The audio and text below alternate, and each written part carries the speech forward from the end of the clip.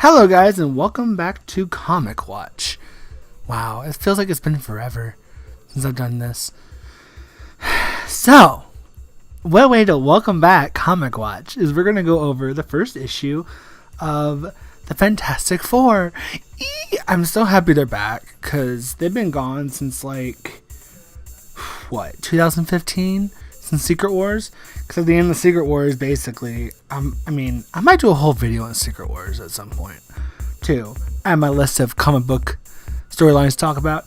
Anyway, they were basically the main point of the Secret Wars series event thing that rebooted the Marvel Universe. So, since then, everything has been they've been missing. Well, at least Mr. Fantastic, the Invisible Woman, and their kids have all been missing since they've been missing since since Secret Wars. So it's just been the Thing and the Human Torch bouncing around between groups. Like the Human Torch apparently dated Medusa from the Inhumans, and the Thing has been kind of just floating around between groups and comics and stuff. So, finally Mr. Fantastic and the Invisible Woman come back with their kids, Franklin Richards and, oh my god, what's the daughter's name? Their daughter. They have a daughter.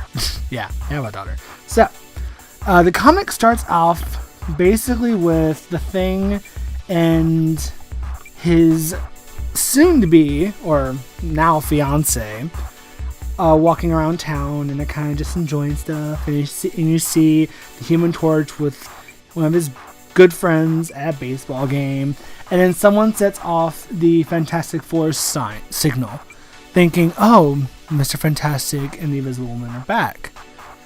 Reed Richards and Sue Storm, they're back. And everyone's like freaking out, and the Human Torch gets all excited, and same thing with the Thing, and then they go to the roof, and you find out it's just kids that broke in and set off the flare, or the signal gun.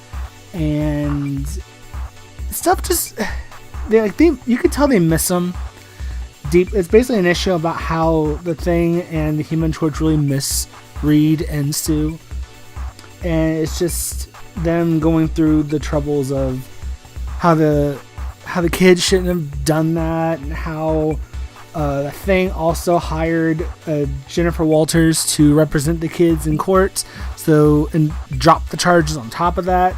Because he's like, the kids didn't know any better, but the Human Torch thinks otherwise because he just really wants his sister and his brother-in-law / best friend back. And so from there, you got the Thing who talks about a past adventure they had where they're flying around, where they get lost in space. They go through some event and they end up getting lost. And their guide says, hey, we can use this thing, but it needs to be powered by someone's singing voice. Who is the best singer? And I love this part because it's just like everyone's like, Sue's like, it's me, Johnny, Uncle Johnny, me. And then Sue's like, what? I was the greatest singer out of everybody. But Johnny's like, no, I am. Or Reed agreed with Johnny being the best singer. So, Johnny sings, and the artwork in this book is so good, in my opinion. I can't wait for more of this stuff. So basically, Johnny uses his voice to power up this device that guides them back to New York, or to Earth, Manhattan, and then that's the end of the story. I'm telling you how they got back home to them. One little adventure the Thing got to keep, like a record of it, a visual record. And then he proposed to Alyssa Masters, his girlfriend, who's blind. So he ended up proposing to her, having a moment, and then Johnny comes down, and the Thing was going to tell Johnny how he proposed to her, and how he wanted, how the Thing wanted the Human Torch to be his best man. And the Torch, Johnny didn't like that because it was supposed to be Reed Richards, not him. So he threw a fit, kind of just losing it, and the Thing's like, they're not coming back, they're gone forever. And the Human Torch, or Johnny, had really some issues dealing with that. And at the very end, Johnny kind of just defeated.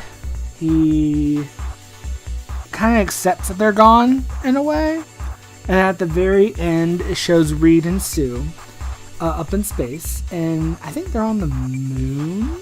They're somewhere nearby. I'm guessing it's the moon or some planet or something.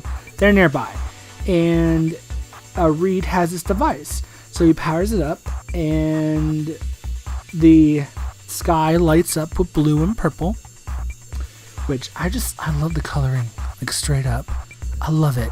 The humans see it, the people see it, Luke Cage sees it, Jennifer Walters, The Thing, Johnny, they all see this big 4, number 4 in the sky, showing that Sue and Reed are back. Sue, Reed, and their kids are back. They're heading back to Earth, where they're already like on the moon or whatever. I think they're on the moon or some shit, or they're around, but they're heading their way back to Earth to reunite with the Human Torch and the Thing, which I'm like so excited for. Just this is just so good, and I love the artwork. It has a good start. It's not like action packed or anything. It's very just like a family reuniting, and so far I love it. Dan Scott and Sarah Pichelli? Yeah, it's Sarah Pichelli. I hope I pronounced her name right. They're doing fantastic with the story, and then just give it to me. I need more. I can't wait for the Fantastic Four to come back. And what a great time too, since Disney bought Fox, and now they got the rights to the Fantastic Four to put them into the MCU. So I'm hoping this gives them a good kind of start to introducing people back to the Fantastic Four, and then bring them into the movies. And it's just yes. So I can't wait to see more. I have to wait till next month. I don't want to wait. I wish it was weekly. I'd buy that. I'd buy it so hard. So, thank you guys for listening today while I talk about the Fantastic Four issue 1, Dan Slott run. Dan Slott. I don't know why I said Dan Scott. Dan Slott run of the Fantastic Four, Signal in the Sky. So, thank you guys for watching, and I will see y'all Friday for the podcast, and next week for Comic Watch on next Wednesday. So, thank you guys for watching, and I'll see y'all later.